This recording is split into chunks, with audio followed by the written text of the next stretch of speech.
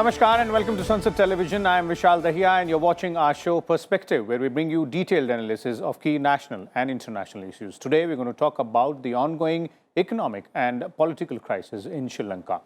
Now, amid the unprecedented economic turmoil in the island nation, Mahinda Rajapaksa resigned as Sri Lanka's Prime Minister on Monday. Authorities imposed a nationwide curfew and deployed army troops in the capital after violent clashes between pro- and anti-government protesters.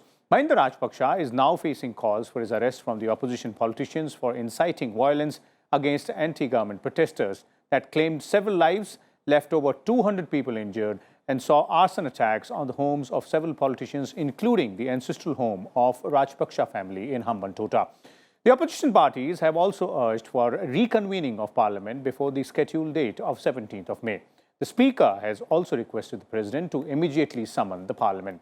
Facing the unprecedented economic crisis, Sri Lankans have been struggling to meet their basic needs. Imports of everything from milk to fuel have plunged, leading to dire food shortages and rolling power cuts as well. So today we'll discuss and analyze various aspects of this situation in the island nation, our neighbor Sri Lanka. And for more on this, we're joined by a distinguished panel of experts. Let me first introduce them to you. Beginning with, we have with us former Ambassador Prabhu Dayal, who is joining us. Welcome, Ambassador Dayal, to Sansad Television. Professor Swan Singh from JNU is also joining us. Welcome to you as well, Professor Swan Singh. And we also have with us Dilrukshi Handuneti. She is a senior journalist joining us from Colombo. Welcome to you also, Ms. Handuneti, on Sansad Television. I'd like to begin with you only because we would like to understand the ground situation out there in Sri Lanka. It seems like, the situation is very critical now. It's not only economic and political crisis, but also violence is spreading in various areas. You're right. The situation is quite tense in Sri Lanka, and as you know, there is a curfew that's clamped, and it continues till tomorrow. And there have been sporadic incidents of violence that were committed today as well, which all started yesterday. And it's been all very sudden because there was no violence when Sri Lankans began protesting 32 days ago. And people were peacefully protesting, and it was organic in terms of growth. And in different parts of the country, protests began. And they were, of course, targeting the incumbent president, Gotabaya Rajapaksa, demanding his resignation, as well as the government. But there was also a call for all the Rajapaksas to leave the government and to step down. And this has been a consistent call. And of course, this is also extremely tied to the economic peril that we are, going through. And the situation is very dire. There are shortages of fuel and gas, and then medical supplies are also sparse, and the same goes for food. So Sri Lankans are actually facing something that they have never experienced before. Okay. And with the turn of events yesterday, things have turned violent. And even though the troops have been deployed and the law and order situation, there is an attempt to bring law and order situation under control. There seems to be there is violence still in certain parts of the country, and you get to hear about various incidents. And Unfortunately, we have lost 8 people. At least 8 lives have been lost in all of this within a day, and it's really unfortunate because I think Sri Lankans, when they began protesting, there was an example of a different kind that you can protest, and you can also make political demands peacefully, and in doing so, you can actually make sure you succeed. Why I would say this is because Dilrukshi, I'd like to ask you here that what happens now, because the way I understand, with the Prime Minister's resignation, the cabinet stands, annulled automatically. The opposition has rejected several offers from the president to form a unity government. The protesters are asking for president also to resign. So who is in charge in Sri Lanka right now? The president is the head of the cabinet according to the constitution. So he is in charge. And yes, there is no prime minister. But we also know, according to the constitution, the speaker also has certain powers. because of the executive presidency, our system has a certain duality. The president has executive powers and unfettered powers. And he's also the commander-in-chief of the armed forces. So he does have the command and control of the country and to keep things in place. But having said that, Sri Lanka does require to have the government moving, and that is to have the parliament moving. And in order to do that, you need a government, and that also means that having a prime minister in place. So yes, the offers made to opposition parties to become part of a unity government has obviously been turned down for various political reasons. And on the other hand, this is also not what the people are asking for. At least the anti-government protesters are not asking for some cobbled coalition that is still led by the president. What they are asking for is a fresh election and an entire shift in the system, and this also means the resignation of the president. Okay. We'll come back to that part as well, but let me bring in both Professor Singh and Ambassador Dayal here. Let's start with you, Ambassador Dayal. As Ms. Anuneti was pointing out very clearly, it is pretty much evident now, and the way protests have been going on, that the protesters in Sri Lanka who are raising anti-government slogans not only wanted the Prime Minister's ouster, but also the resignation of the President, which seemingly has not happened. The question is that the turn which these protests have taken, or the situation has taken in Sri Lanka, where does it move from here? Well, I agree with you that the resignation of Mahinda Rajapaksa is unlikely to satisfy the protesters, because at the end of the day, the people want a complete system change. Now, these demands for change have begun to crystallize over the past few weeks. And I would like to point out that disparate ethnic and social groups have joined the protests. Now, beyond urging the government to address the country's financial crisis, there have been calls to demilitarize the north and the east of the country, and also to abolish the powerful executive presidency. Now, I'd like to point out that the roots of public frustration with the Rajapaksas go quite deep. Both the Rajapaksa brothers have played their part in destabilizing the economy by tolerating corruption and saddling the country with unpayable debts. I understand that Sri Lanka's foreign debt is around $45 billion, out of which around $8 billion is owed to China alone. And in Sri Lanka's economic crisis, China doesn't seem to be coming forward to help its friend. Now, I'd also like to point out that throughout their political careers, the Rajapaksas have leaned on the Sinhalese Buddhist majority to prop up their government, while they have also sort of demonized the minority Tamil and Muslim populations. And now that the Sinhalese Buddhists have joined the protests in large numbers, the foundations on which the Rajapaksas have built up their political legitimacy is slowly crumbling. Okay. So I think Sri Lanka is headed for quite different political times, and we might see a change in the political processes of that country. Okay. Professor Swan Singh, how do you assess the situation in the island nation there, given the recent developments as well, and as both Ms. Anuneti and Mr. Dayal are referring to, looks like the people are seeking a complete change. Thank you, Vishal, for having me, first of all. Let me say I come from international relations discipline. So no doubt everybody is saying this is the worst economic or financial crisis that Sri Lanka has seen since its independence in 1948. But this has to be located in larger picture. And you would notice that only a few months back, the world was discussing with 70% inflation rate in Turkey that Turkey is the country which will be the first to cave in. Only in March, World Bank President David Malpass, addressing their annual spring meeting, had identified, saying that most of the low-income countries were suffering the pandemic consequences, which he listed among them as rising costs of debts, increasing costs of food, fuel, fertilizer. And then he said, followed Ukraine, which has worsened the crisis. Likewise, for example, IMF in last few months only had signed fresh debt of about 45 billion with similar low-income countries like South Africa, Ethiopia, Argentina, Ghana, Kenya, Peru.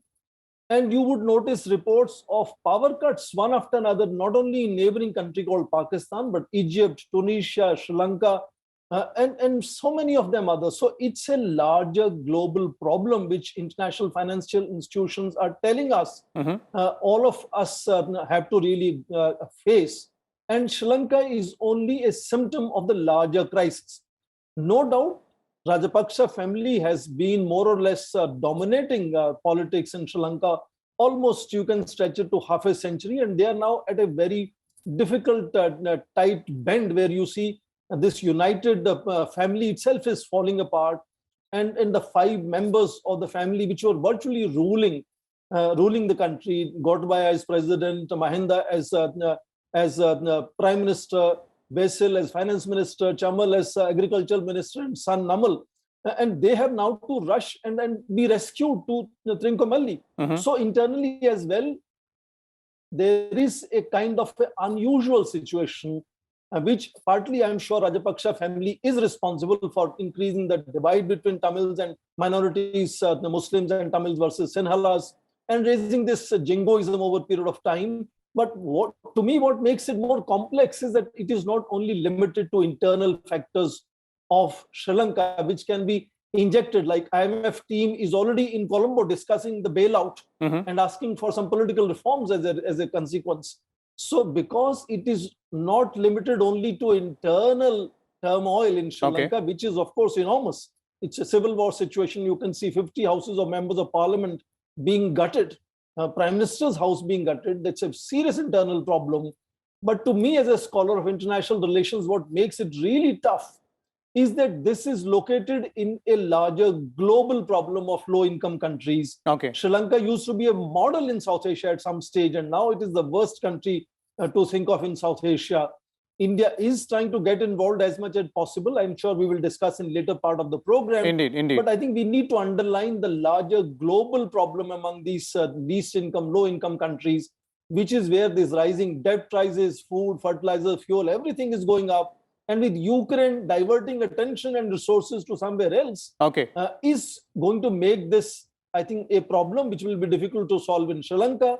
Plus, it could have dynamo impact in other countries. We'll discuss this aspect only. Let me bring in Miss Anduneti here, because we're talking about political turmoil. We've seen events in the last 48 hours or so, and protests have been ongoing. But at the root of this problem is the economic crisis, in Sri Lanka. So, Ms. Anduneti, the question is, what is being done to address the root cause of this problem? How is the country moving ahead? What are various ways which are being explored? As Professor Swan Singh was also referring to, the IMF is in town trying to, work out a deal. Where are we on that? I think the discussions with the International Monetary Fund did not bear the results that Sri Lanka was expecting. So that's one thing. And there would be many reasons as to why it came to that end. Also, we have tried to get bridge financing and also to get emergency financing. All of that has been attempted. Some friendly countries have responded to Sri Lanka, and India leads in terms of responsiveness towards supporting Sri Lanka. But with all of that, what we do need is probably a short-term and a long-term response to managing the economic crisis. We do need emergency funding to provide the essentials. We have resorted to a soft default in terms of servicing our debt, and that's the first time. No matter what, there have been years of war in Sri Lanka. Sri Lanka has been a diligent settler of its dues, and we have been servicing our debt on time. But this time we've decided it's a policy decision to go into a soft default. But a hard default would also mean that our opportunities for raising funds with multilateral organizations would really be affected. And when you have so much of economic instability, I think we've created a situation of economic instability as well as political instability now, and then there is violence on top of that. So it's going to be extremely hard for a country to actually reach organizations or even to earn the trust of good friendly nations Mhm. to support, because who's going to put their money in a place where there is so much chaos and obviously lack of governance? And we go back to the question of who's leading parliament, Mhm. and that doesn't inspire so much of confidence in the rest of the world. So we have that political situation. Yes, there is a global economic downturn, and there's been significant impact on our tourism sector due to COVID. But we are also the migrant workers. The remittance economy has also not worked too well in the past couple of years. So there are so many issues that are linked to our economic situation. But at the same time, there is an unaddressed, I really feel that there is an unaddressed trust deficit, democratic deficit in Sri Lanka that is coming out through these protests. Okay. People are not only talking about the essentials. Yes, that is the reason why people have hit the streets, but people are also talking about the issues that Ambassador Dial spoke about. And this is about not addressing what was going on in the North. It's about human rights. It's about how your international relations. It's also about equity, equality within the country, and Mhm. not forgetting corruption. One of the reasons why it's not as if the Sri Lankans cannot understand why we are going through what we are going through in terms of economic Okay. difficulties, but people are accusing the Rajapaksas of siphoning out money, and this needs to be taken into consideration. There is no getting away from it. This anger, this rancor, this level of protesting is taking place because, unfortunately, Sri Lankans have reached a point where there's been grand corruption within. Because of during the period of the Rajapaksa administration, that's Okay. 2005 to 2022. If you take the 2015 to 2019, 4 years out. So Okay. that's a long time, and during which there's been grand corruption. This is what people believe. People believe this is why we are poor. Okay. And it's I don't think Sri Lankans can't understand why it is so, but even as they can understand, that your prudence would lead you to understand this. People are extremely angry because the charges of corruption have resurfaced, and they're enormous. Okay. Okay. Ambassador Dal, would you agree there that the solution to the economic crisis lies in finding a quick solution to the political turmoil or political crisis which has now taken the center stage, and bridge that gap, bridge that trust deficit between the people and the elected representatives as well. Put in a sort of a stable political regime in place. Send out signals to the world that yes, everything is okay politically and the nation can bounce back. Well, Vishal, unless political stability returns to Sri Lanka, it is going to be very difficult to resolve the economic crisis. Now, I agree with Professor Swaran Singh that what is going through in Sri Lanka is probably symptomatic of what is going on in the larger world, and that smaller economies were more vulnerable. I agree that in that sense, the government doesn't really shoulder the blame entirely. I also agree that the COVID pandemic has very adversely impacted Sri Lankan economy because it has affected tourism revenue. But, and this is a fundamental but, as Ms. Dilrukshi pointed out, the Rajapaksas are being blamed squarely for a number of decisions which they have taken. For instance, they are being blamed for switching to organic farming so quickly that the agricultural production went down, and that has created great food shortages in a country which was not used to anything in the nature of a food shortage. Mm-hmm. It has also impacted Sri Lanka's earnings from the tea plantation sector. At the same time, the Rajapaksas, as Ms. Dilrukshi pointed out, are being blamed for corruption and for siphoning off the country's resources and country's wealth. And a lot of the anger is directed against them. Okay. Above all, it is widely accepted that the Rajapaksas have created an enormous foreign debt situation for Sri Lanka. Mm-hmm. Sri Lanka's foreign debt now stands at around $45 billion, out of which around $8 billion is owed to China alone. And no one overlooks the fact that a lot of money was taken through Chinese loans for the development of Hambantota port, which the Rajapaksas wanted to showcase as Sri Lanka's glory, as Sri Okay. Lanka's pearl. Now, all this has created a very unfortunate situation. And the economic crisis is worsening by the day. Of course, as you pointed out, it cannot be resolved unless there is political stability. Now, the political stability aspect is not so easy to achieve because while the Prime Minister has resigned, I pointed out earlier that the demands of the protesters go well beyond that. They want, in fact, President Gotabaya Rajapaksa to go, Okay. which he has no indication as yet. He has not given any indication of yet of being prepared to do. So I fear that this Okay. Political crisis is not going to go away so quickly, and for that reason, the economic problems of Sri Lanka may not be that easy to resolve. Okay, okay. Professor Swan Singh, concluding comments from you on the ways, through which this complex situation can be resolved in Sri Lanka. It started with the economic crisis, but now it has become more complex with the political turmoil as well. Political instability is leading to, making it more difficult for the economic crisis to be resolved. Thank you. I think it's very clear. I agree with both other panelists. It's not just economic or financial crisis; it's political crisis now.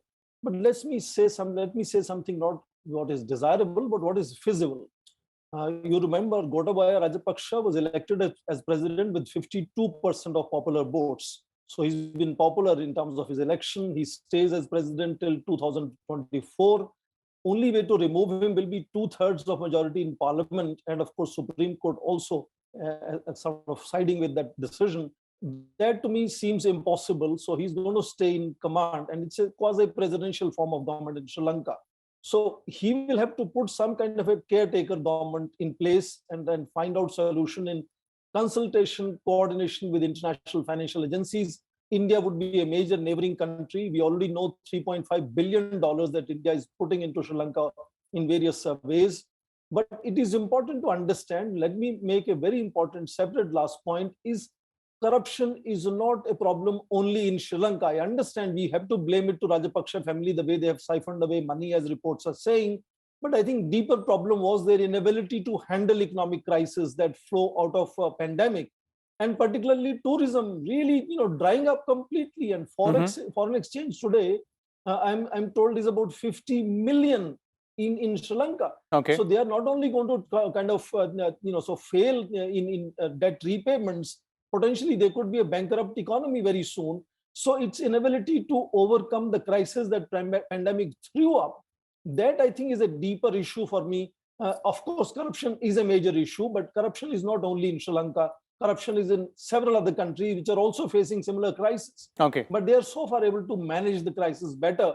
The reckless economic policies, I think that Rajapaksa has followed with overconfidence, along with siphoning away of money, is what is making people so angry, because people are almost not getting basic essential items.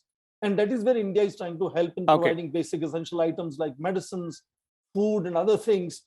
And because of the anger of people on the ground, they have found Rajapaksas as a genuine target of their anger. And that is where you see only the ruling party leaders are being attacked and killed, and not the opposition. So I think practicality says that Gotabaya will continue to be president, according to me, because he's elected president, and in the constitution, he has enormous advantage of staying as president and commander of armed forces. And in that sense, some kind of caretaker government, which opposition as yet is very reluctant. The parliament chair is saying, let us convene the parliament as soon as possible and find out if we can create a caretaker government. And I think that could be an immediate kind of first step forward. But ultimately, it has to be done in tandem with neighboring countries like India, international financial institutions, and because otherwise it's not it's a long haul solution that Sri Lanka will have to look at. And they have to muddle through this political instability. And maybe in next elections, one could think of kind of new political formations emerging from this experience. But I think till 2024, I don't see any scene of Gotabaya really being forcibly removed as president, because that would be terrible for Sri Lanka. It is already almost in civil war. And if it really goes fully into civil war, it will have enormous consequences for neighboring countries as well. Okay, of course, the situation is serious, but a lot can be done there. Thank you so much, Professor Swan Singh, Mr. Prabhu Dayal, and Ms. Dilruksha Handuneti as well for joining us from Colombo and sharing your views and insight on this very important situation which has been developing in Sri Lanka. As our experts were pointing out, of course, it is a very, unprecedented economic crisis, but now it is also the political turmoil, the political instability in the island nation, which is a cause of concern. And the stakeholders there will have to find a solution to send a message across to the world community, to the global agencies, the neighbors as well, that all is well within the island nation vis-a-vis the political stability, and it is very much on the way to go ahead and resolve the economic crisis there as well. Of course, we'll keep a close watch on all the developments and bring you all the details here on Sansad Television. Till then, keep watching. Thank you.